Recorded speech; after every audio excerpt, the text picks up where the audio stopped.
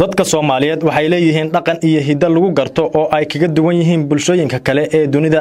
magaalada Kismaayo waxaa lagu qabtay bandhigyo kala duwan oo lagu nooleynayo dhaqanka iyo hiddaha Soomaaliyeed. wasaaradda warfaafinta gaadiidka iyo isgaarsiinta Jubbaland oo ayadu qaabilsan howlahan ayaa dardar gelisay soo nooleynta dhaqanka. toddobaadkan magaalada Kismaayo waxaa ka furmay barnaamij loogu magac daray dhaqanka iyo farshaxanka Jubbaland. wasiirka warfaafinta Jubbaland Aadan ayaa ugu horeyn furay barnaamijka oo lagu qabtay santarka Calanley ee magaalada Kismaayo, waxaana halkaasi lagu soo bandhigay ciyaaro kala duwan.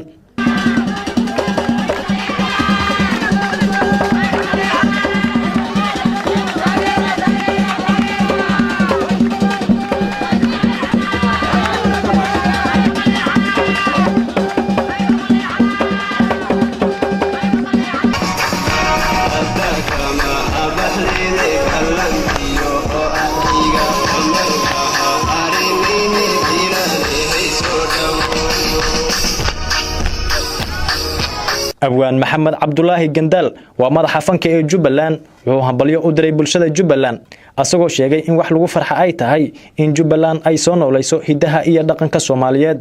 in toddobaadkii soo nooleynta dhaqanka iyo hidaha galabta laga furay shantarka Calanley oo nagala soo qayb galay wasiirka warfaafinta hidaha iyo dhaqanka gaadiidka iyo dekedaha wasiir Aadan baan aad ugu faraxsanahay.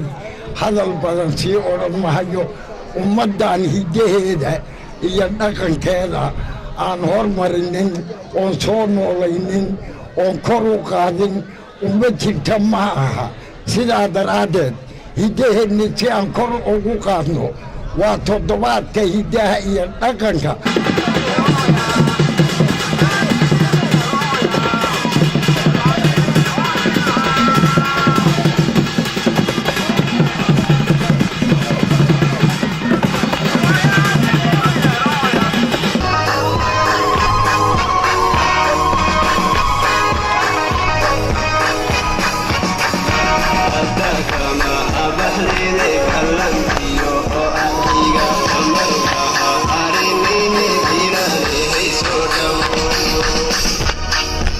Mascuud Cabdullahi Aadan TV Universal magaalada Kismaayo.